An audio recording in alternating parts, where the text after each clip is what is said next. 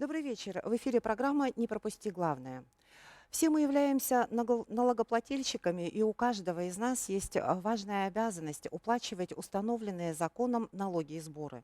О том, какие изменения произошли по налогу на доходы физических лиц в этом году, у кого возникает обязанность предоставить декларацию о доходах и как получить вычет, обо всем этом мы будем говорить сегодня в нашей программе.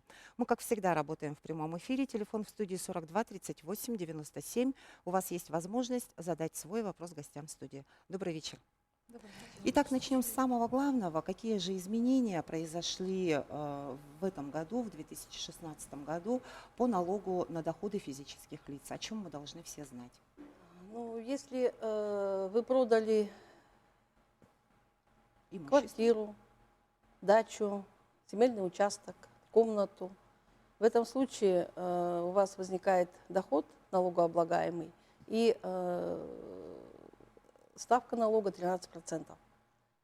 Но в налоговом кодексе имеются определенные моменты по срокам владения, то есть предоставлена льгота налогоплательщикам по срокам владения имущества недвижимого.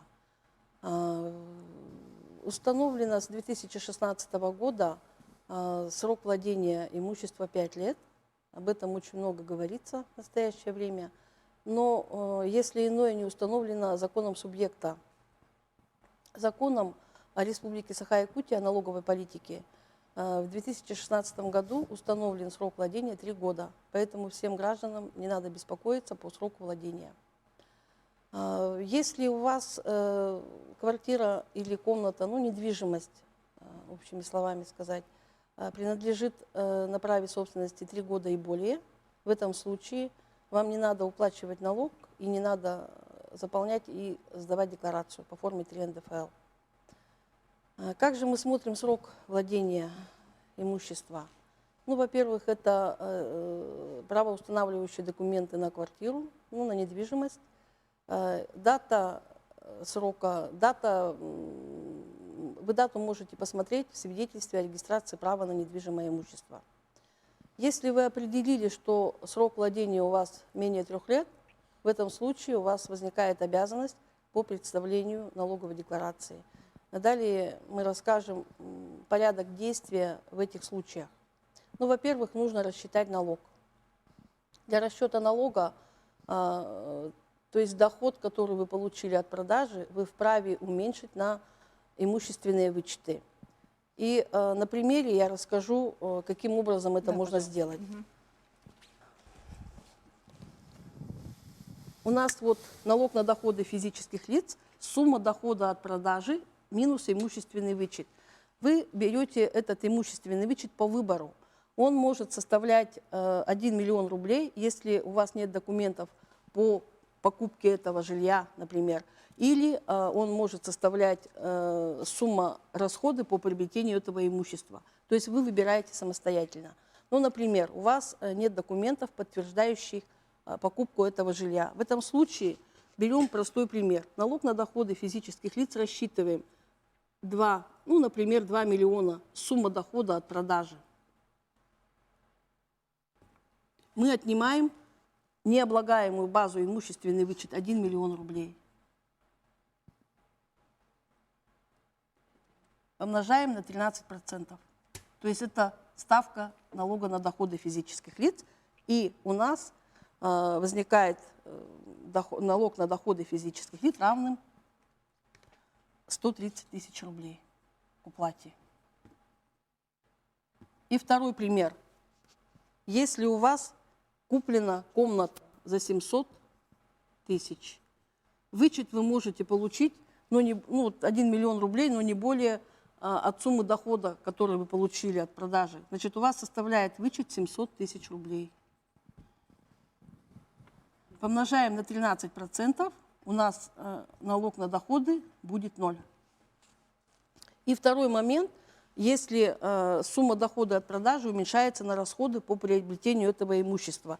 Ну, возьмем тот же пример, 2 миллиона рублей.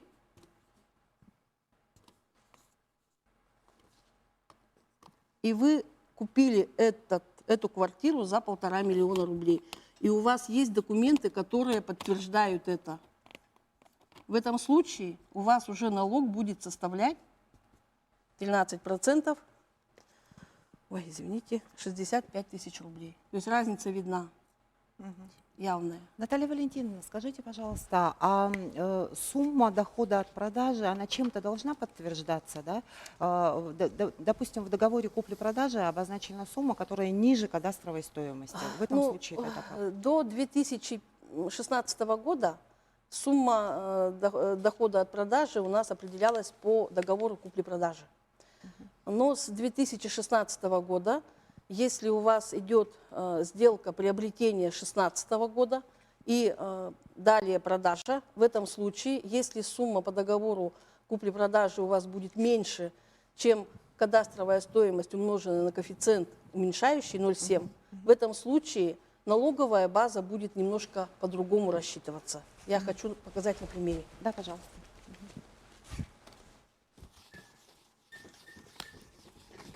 Потому что ведь в договоре купли-продажи можно совершенно любую сумму написать по договоренности, да, и такое уже дело не пройдет. Ничего.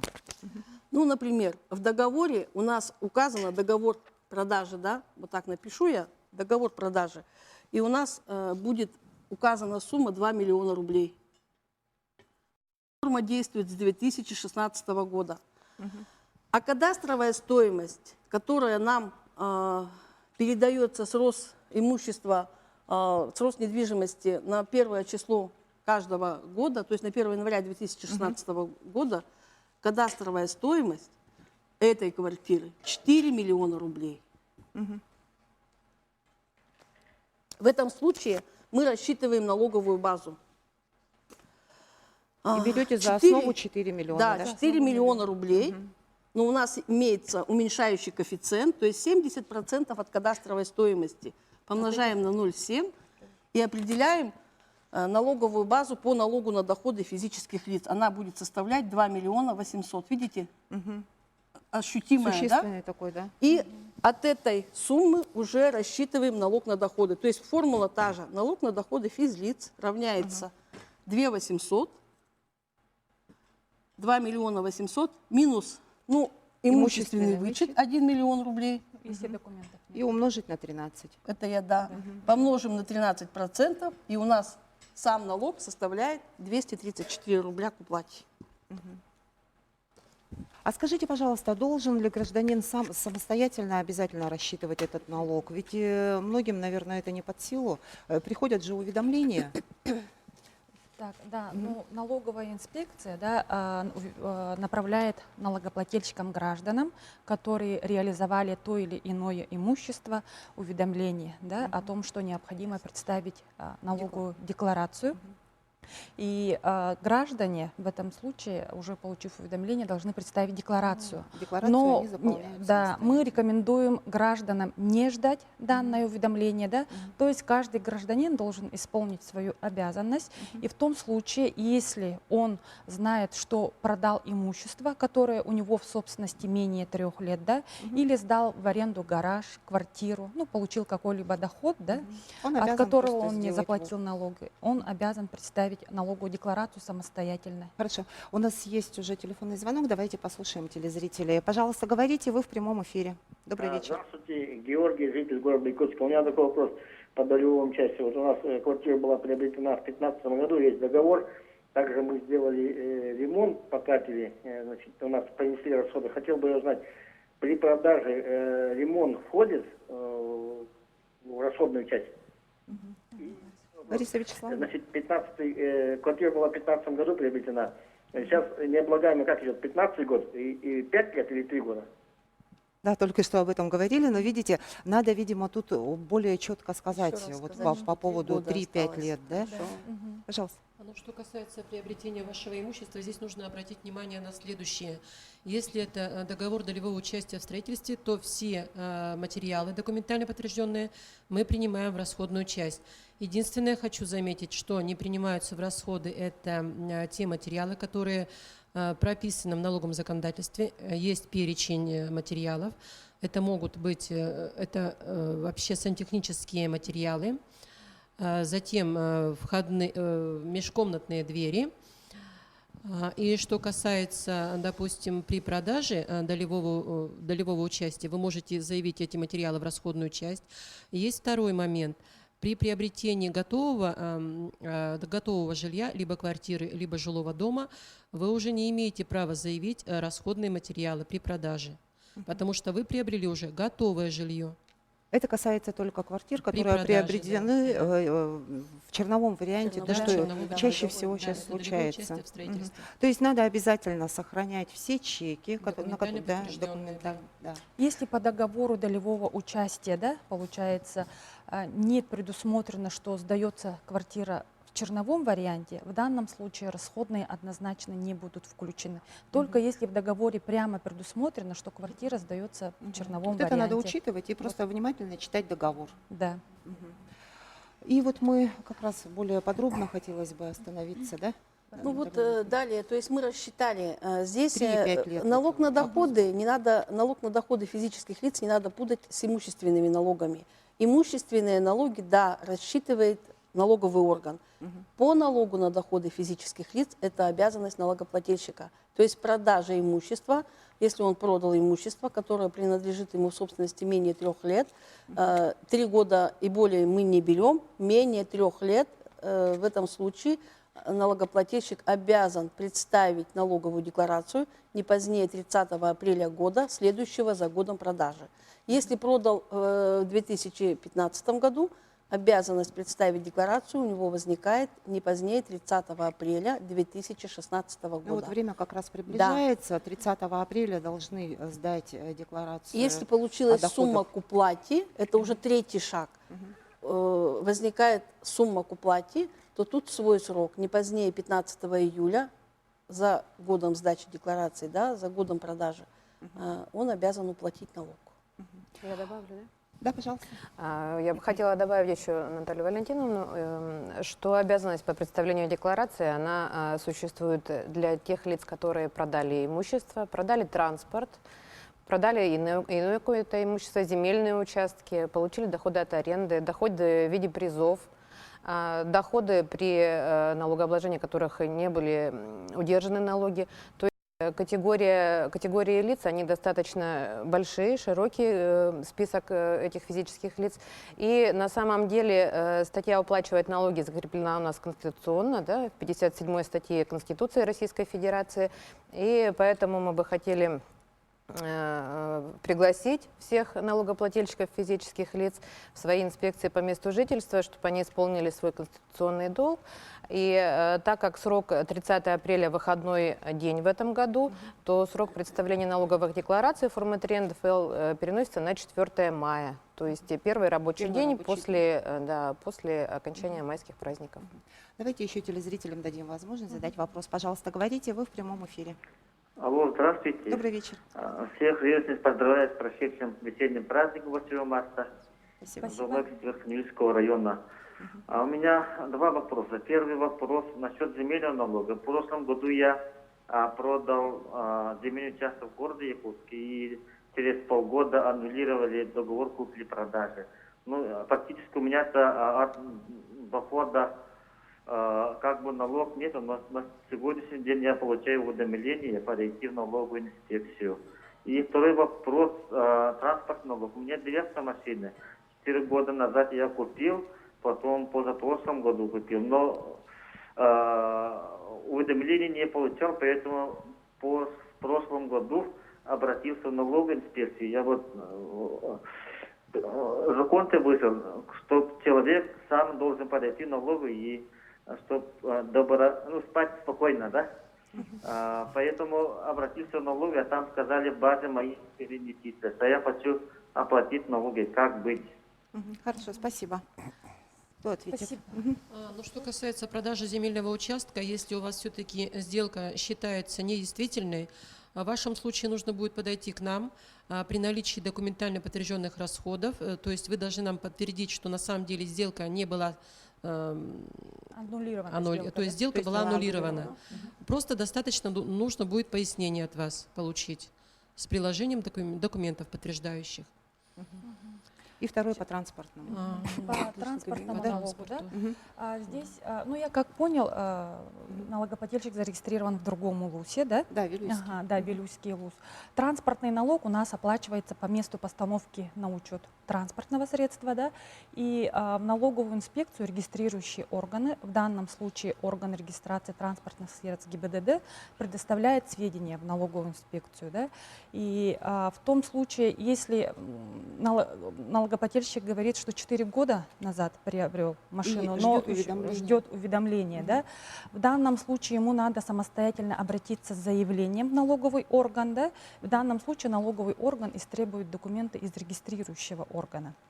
И у нас с этого года есть порядок, да, действительно, да, в части именно сообщения налоговому органу сведений, да, по которым отсутствуют объекты, то есть не начисляются налоги. Мгм.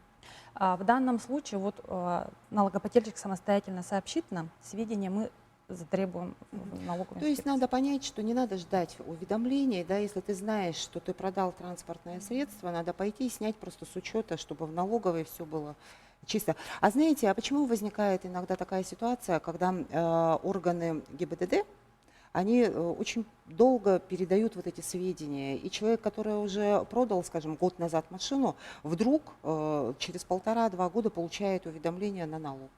Мгм. Такое ведь бывает, это действительно есть такая проблема. Ну, к сожалению, конечно, да, бывает на практике такие случаи бывают, но это бывает очень редко, скажем, да. И, допустим, в том случае, если из ГИБДД к нам поступят сведения, да, что транспортное средство было фактически снято с учетом в 2012 году, перерасчет налога налоговый орган сделает. Мгм. И в данном случае налог не надо будет платить. Но в том случае, если транспортное средство в ГИБДД по какой-то причине не было снято, да, и они снимут его, если даже он его продал в 2013 году, обратился фактически в 2016 году, и в 2016 году, если снимут с учета, придется тогда ему платить за 13, 14, 15 год налоги. У нас еще вопрос, давайте послушаем. Пожалуйста, говорите, вы в эфире. Здравствуйте, у Добрый меня вечер. такой вопрос, да. Квартира куплена в 2015 году, а в этом году я ее хочу продать. По каким правилам я должна буду продавать? Вот по кадастровой стоимости или по прежним правилам? Спасибо. Ну, Спасибо это- за вопрос. Да, это по кадастровой стоимости продажи действует по приобретению и продаже с 2016 года. То есть вам беспокоиться не надо, у вас будет рассчитываться по договору купли-продажи. Ну, здесь, ну, если более точно Да. рассказать налогоплательщику, да, здесь, если она, ну, получается, квартира в собственности находится менее 3 лет, в данном случае налогоплательщик сумму продажи имущества может уменьшить на сумму приобретения. Если документы по приобретению не сохранились, может применить вычет в размере 1 000 000 рублей, да, то есть сумму дохода уменьшить на произведенные расходы, либо при отсутствии документов на вычет в размере 1 000 000 рублей, и с разницы уплатить 13%. Мгм. Да, ну, по Вот договору. действительно возникают у многих граждан, да, трудности в заполнении вот этой декларации. Скажите, пожалуйста, а какие есть вообще способы заполнения этой декларации? Что вы можете посоветовать в этой ситуации? Не все ведь знают, вот как рассчитать правильно, да? Вот вы сейчас объясняете, вроде все понятно, посмотрели, поняли, но когда вот сам сталкиваешься с этим, действительно это сложно. Вот что вы можете в этом случае посоветовать? Светлана Владимировна. По этому поводу я скажу, да. Значит, у нас по заполнению декларации есть на сайте www.nalog.ru раздел «Программные средства для физических лиц», где выкладывается ежегодно декларации, да. То есть это программный комплекс, который помогает заполнять, ну и рассчитывает, то есть проверяет все контрольные соотношения, оттуда можно и распечатать, то есть очень удобный программный комплекс, да, декларация называется. То есть, если вы сейчас будете скачивать программу декларации 2015, то она будет по доходам 2015 года. Помимо этого у нас есть, как проводятся такие мероприятия, как Дни открытых дверей. Надеемся, что в этом году тоже Дни открытых дверей у нас Да. будут. Извините, мы сейчас давайте прервемся на короткую рекламу, потом продолжим. Реклама на НВК «Саха».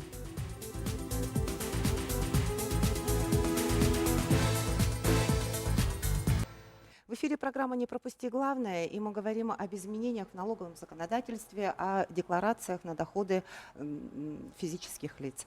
Светлана Гавриловна, скажите, пожалуйста, а какие существуют вообще способы подготовки вот этой декларации? Вообще декларация может быть представлена, как я сказала, лично, да, лично, то есть на бумажном носителе. Помимо этого можно представить через представителя. Можно также подготовить электронным образом, да, то есть и представить по телекоммуникационным каналам связи и через личный кабинет налогоплательщика. То есть непосредственно именно декларацию 3 НДФЛ. То есть личный кабинет налогоплательщика он у нас является самым востребованным на сегодняшний день интернет-сервисом Федеральной налоговой службы. Вообще на сайте налоговой службы у нас более 40 интернет-сервисов. То есть начиная от получения ННН до подачи заявления на регистрацию индивидуального предпринимателя, на регистрацию юридического лица и до, получается, представления декларации, да, по каналам связи. Давайте я вас чуть-чуть прерву, послушаем телезрителей, потом мы продолжим. Пожалуйста, говорите, вы в прямом эфире, мы вас слушаем. Алло, здравствуйте. Добрый вечер. У меня такой вопрос. Я с женой в 2005 году покупал квартиру за 1 миллион рублей. И тогда нам вот насчитали имущественный вычет на обоих по 500 тысяч. Я тогда вот полностью вычет на 500 тысяч получил.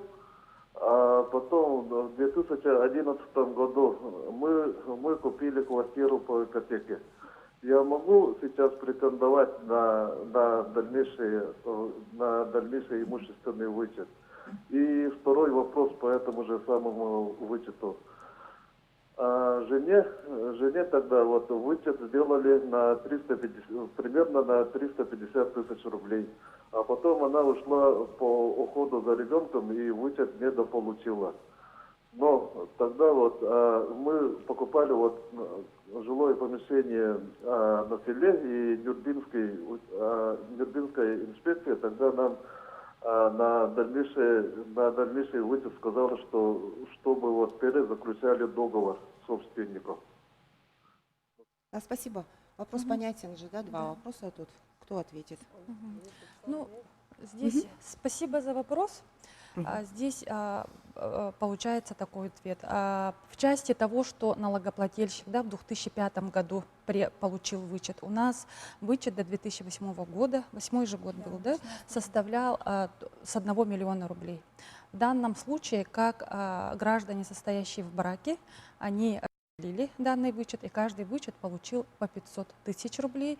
То есть гражданин при покупке вот следующей квартиры с 2011 года, он вычет получить уже не сможет, потому что он полностью реализовал свое право на получение вычета. Тут надо сказать, что это право единожды в жизни только у человека. Да, да. И также вот супруга, видимо, тоже уже не может. По супруге, скажем так, супруга должна была вычет получить на 500 тысяч, а вычет она получила с 350 тысяч, со 150 тысяч она еще вычет недополучила.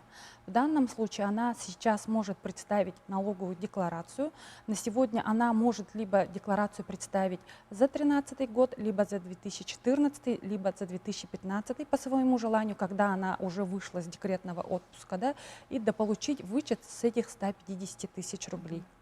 И, к сожалению, тоже по приобретению квартиры в 2011 году она претендовать на вычет тоже не может, потому что также воспользовались полным своим правом. А тут, может быть, надо получение тогда вычета. посоветовать, если вот возникает такое право на имущественный вычет, приобрели супруги квартиры, не нужно, наверное, делить, да? Лучше получить одному супругу, если есть в планах приобретения еще другого имущества. Ну, здесь, как сказать, у нас, получается, с 2014 года в налоговый кодекс внесены изменения, согласно которому уже получается как, да, допустим, ну, сейчас уже квартиры недешево стоят, так скажем, да, и в том случае, если квартира будет приобретена за, скажем, за 4 миллиона рублей, да, каждый из супругов может претендовать на вычет, каждый из 2 миллионов рублей. То есть каждый уже может получить на полную сумму вычета. Либо, если они купят квартиру за 3,5 миллиона рублей, да, допустим, один из супругов может получить с 2 миллионов рублей, да, а другой из супругов получить с 1,5 миллионов рублей. И уже, так как с 2014 года были изменения, что гражданин может добрать сумму недополученного до 2 миллионов рублей, уже будут претендовать на вычет 500 тысяч рублей.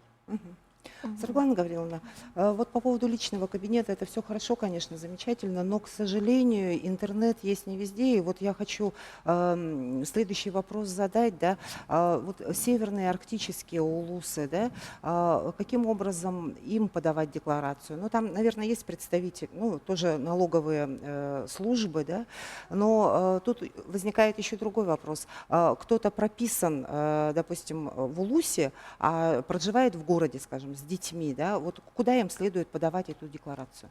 Спасибо. У нас наша инспекция, межрайонная номер 8, обслуживает 14 районов, в том числе ближайшие районы — это Хангаласский, Горный, Кобейский и остальные так называемые северные районы. Это, ну, я не буду все перечислять.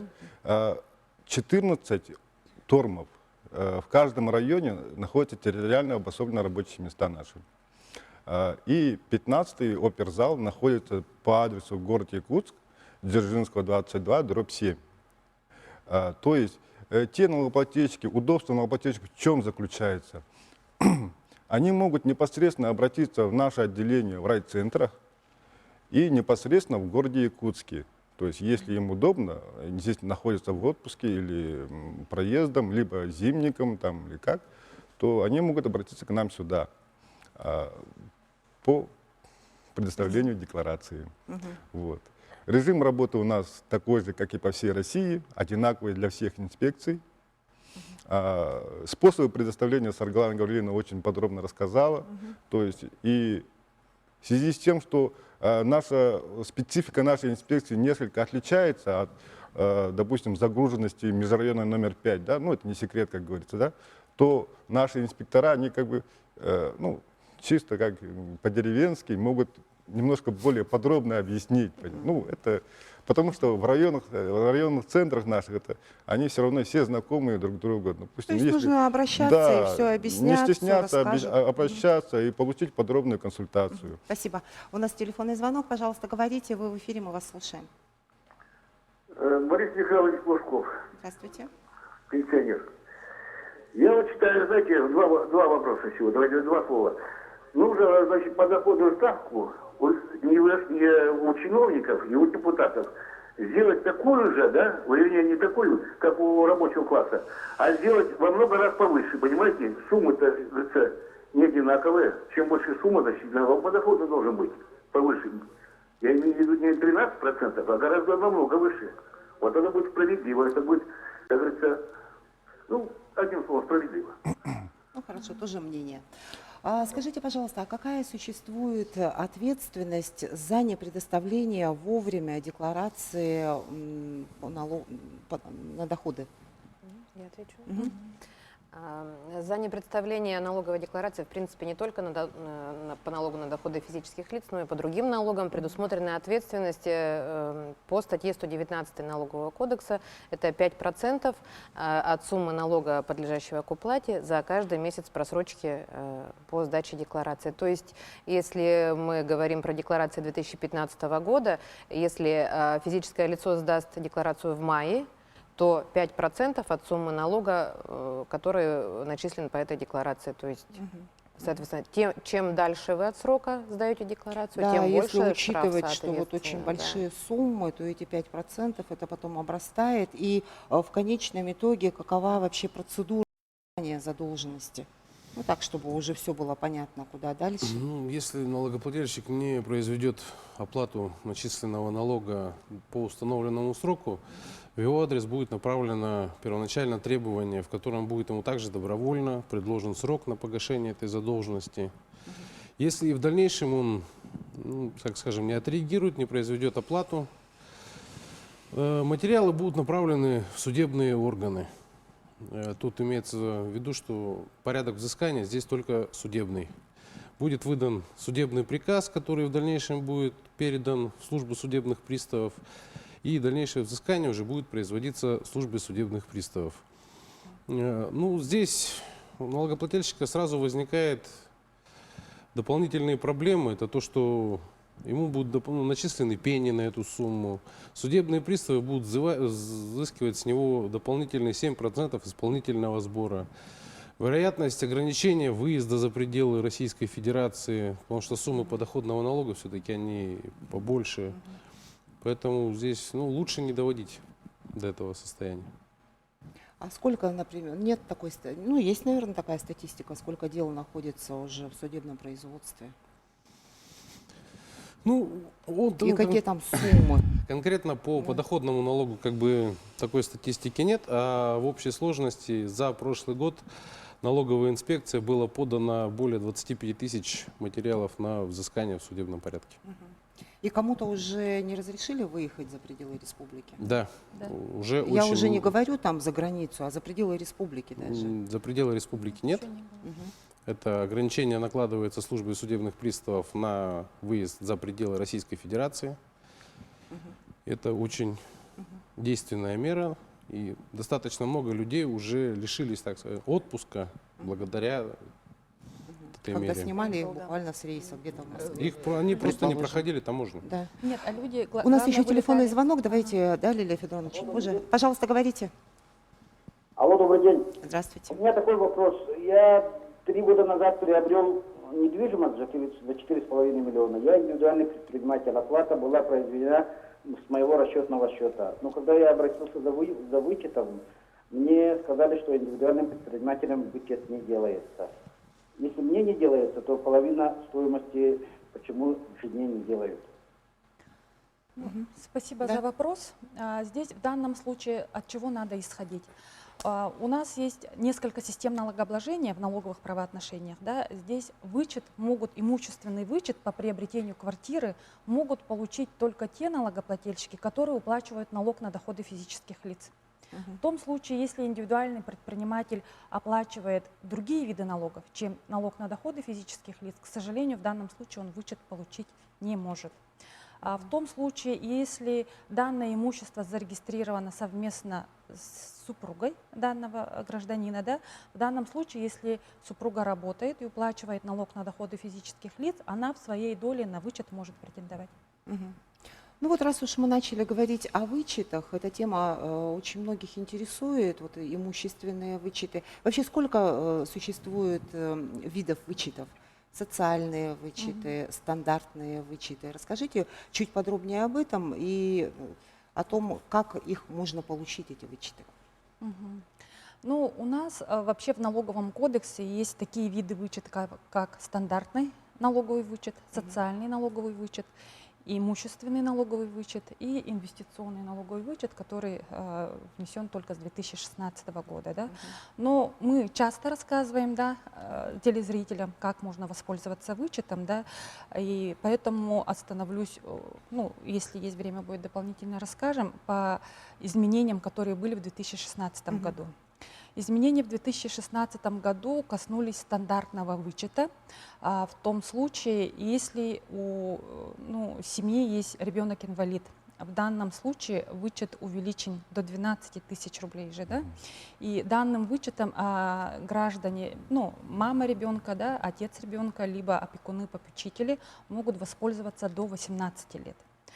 В том случае, если ребенок инвалид первой либо второй группы и до 24 лет, при этом учится очно, да, на высшем учебном заведении, в данном случае родители также могут получить данный вычет от 12 тысяч рублей.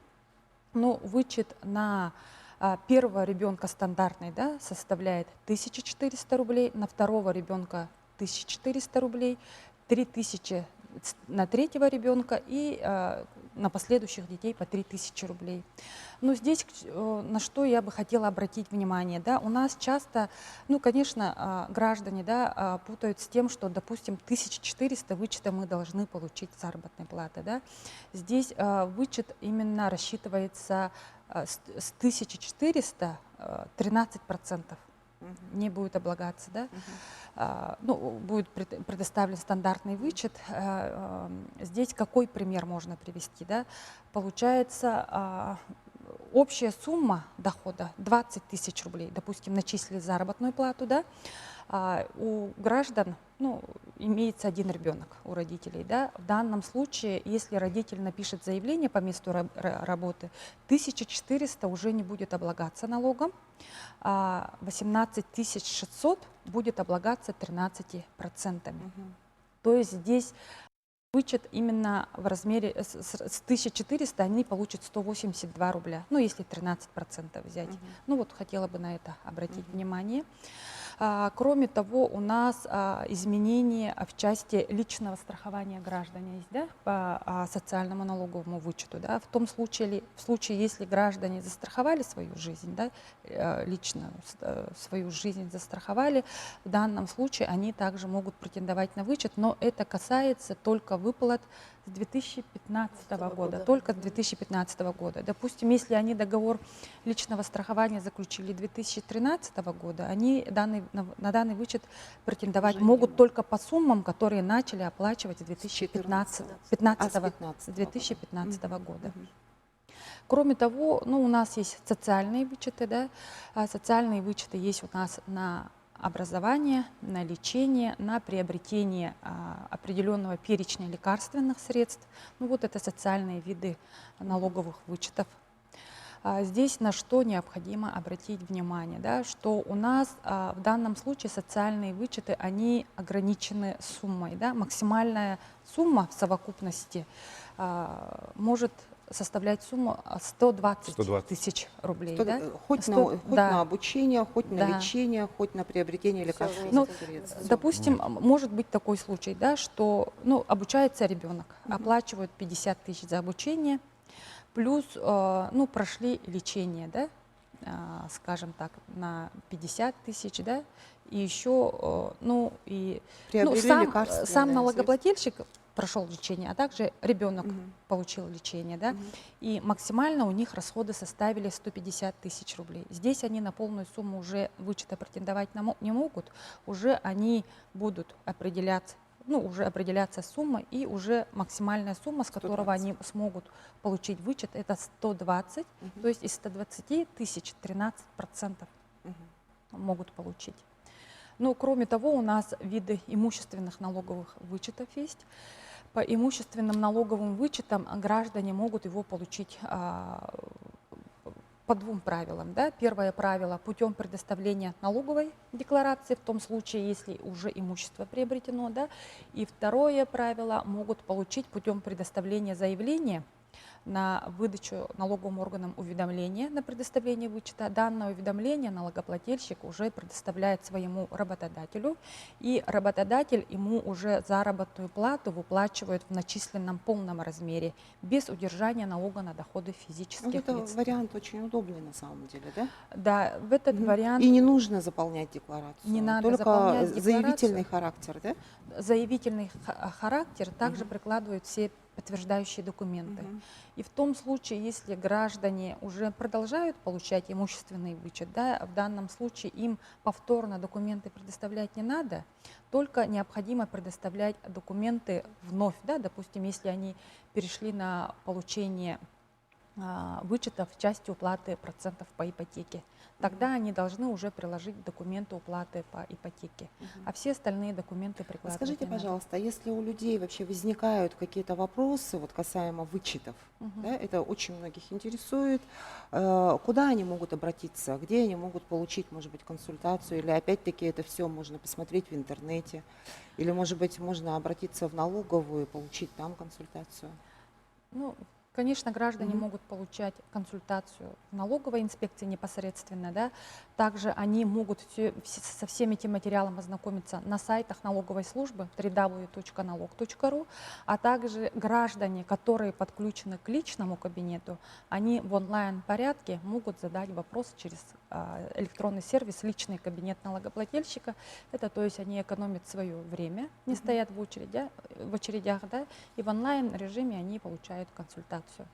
Вот это на самом деле самый, наверное, удобный вариант, да? Когда ты задаешь вопрос, проходит какое-то время, и ты уже получаешь ответ, не надо никуда ходить, выстаивать в очередях, и задать можно, собственно, любой вопрос и получить полный ответ. Я Да. добавлю, да? Я хотела бы Добавить, добавить, да, да. Эльвира Федоровна. В декларации о доходах это заявление Извините, гражданина. давайте да? мы сейчас прервемся на рекламу, а потом продолжим. Реклама на НВК Саха.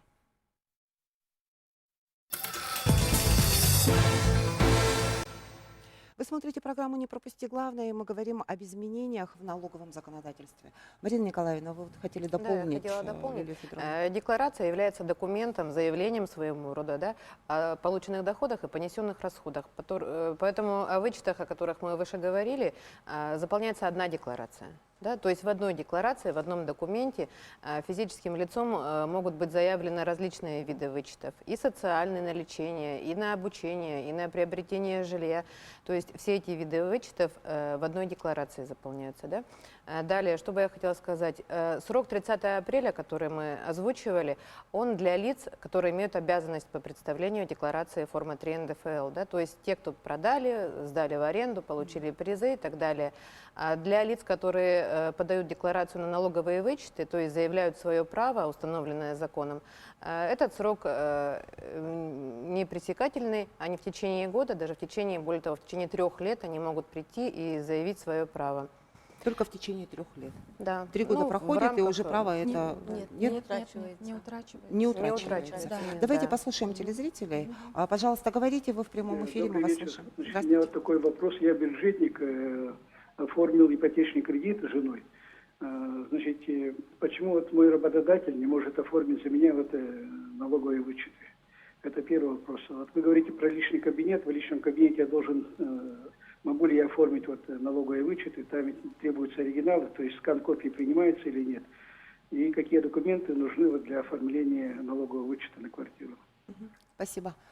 Лилия Федоровна, вот действительно справедливо. Только что об этом говорили же, что работодатель может в заявительном порядке, да? Нет. Еще раз подробнее Здесь объясните. получается, налогоплательщик к нам самостоятельно обращается с заявлением, да, прикладывает все подтверждающие документы.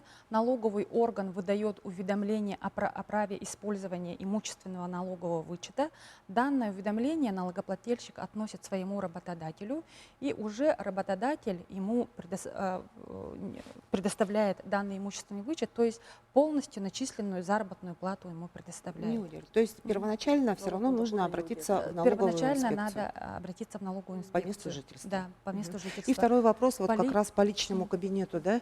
То, что касается личного кабинета налогоплательщика, да, то гражданину необходимо обратиться в инспекцию, то есть он может обратиться не обязательно по месту жительства, да, в любую инспекцию, написать заявление на подключение к личному кабинету и получить регистрационную карту.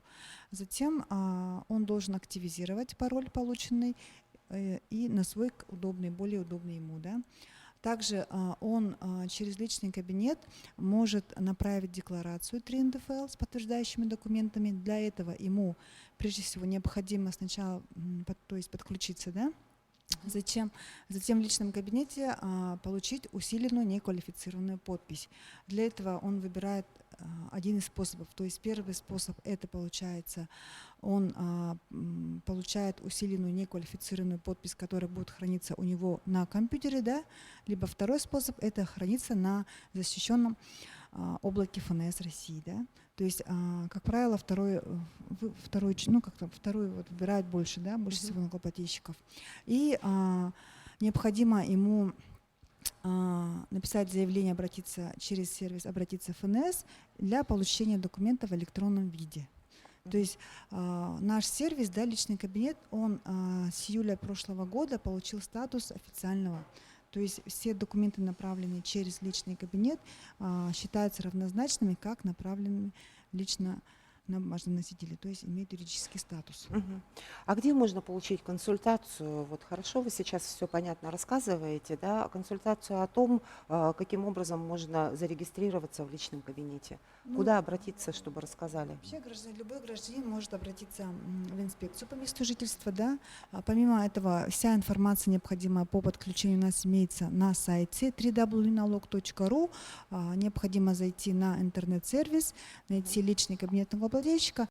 Информация полностью там у нас имеется. Виталий Ильич, что-то Я хотели хотел дополнить. Не секрет, что сейчас в современном нашем мире очень много паролей. И мы можем забыть свой пароль к личному Да, кабинету. очень часто. Да. То есть вот действия наши очень простые, как гражданина. Обратиться в любую ближайшую налоговую инспекцию с соответствующим заявлением, и инспектор выдаст вам повторно ваш логин и пароль. Не проблема. Еще то есть, хотела да? дополнить, да, те пользователи, которые имеют учетную запись также на портале госуслуг, тоже имеют право, то есть имеют возможность зайти на личный кабинет налогоплательщика. Спасибо. И вот по поводу утрачивается, не утрачивается право на имущественный вычет, ну, собственно, да, на любой вычет в течение 3 лет. Вот вы сказали, не утрачивается.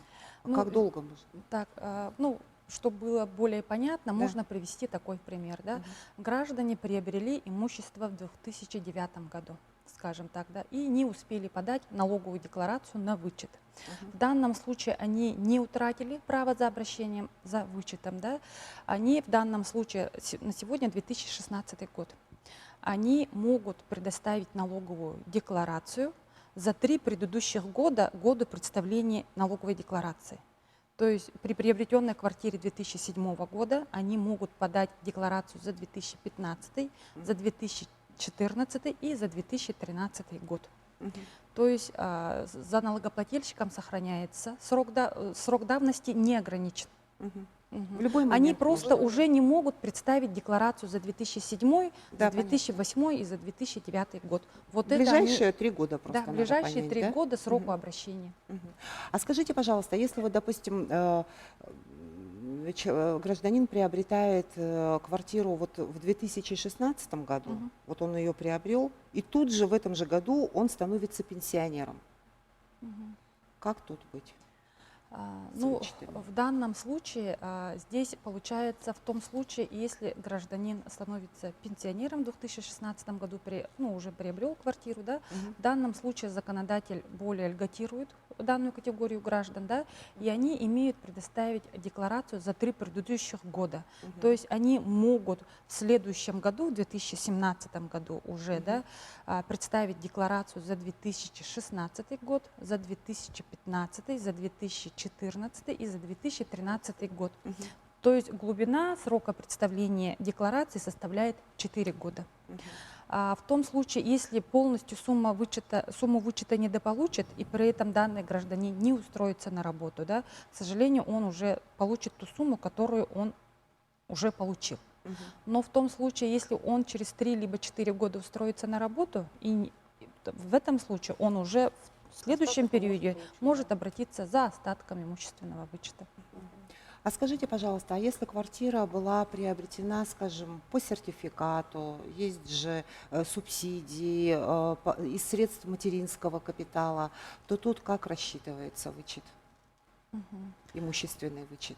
В этом случае, если квартира приобретена, есть свои средства, например, собственные израсходованные и материнский капитал, то, конечно же, материнский капитал в расходы мы не берем, а берем только то, что потратил гражданин.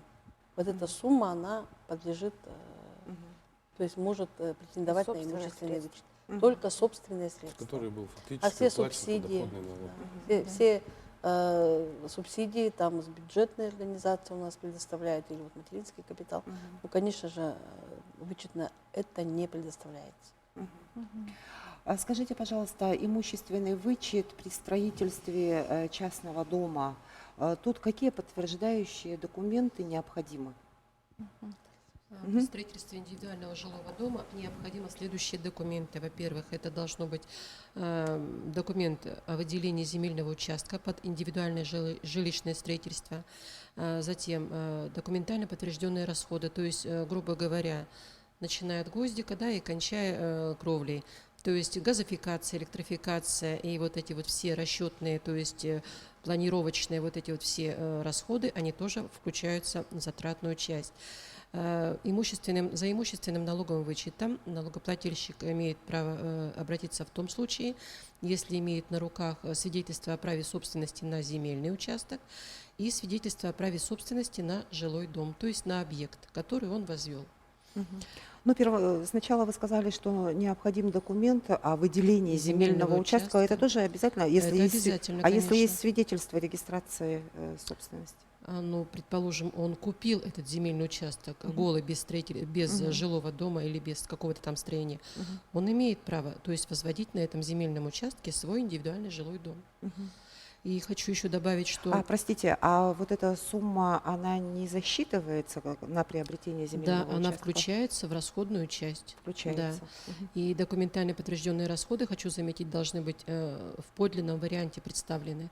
Чеки все. Да, лучше, конечно, чтобы был реестр документов. Ну, тогда сумма-то получается такая немаленькая, если учитывать и расходы, понесенные на приобретение земли. Ограничение 2 миллиона. Потому что многие это думали, что просто чисто на стройматериалы, на газификацию, все. А если еще и с Но Всё, ограничение должно быть не более 2 миллионов. Я благодарю расходная вас, часть. что вы приняли участие в нашей программе. Я думаю, что очень полезная состоялась программа. Всего доброго. На этом до свидания.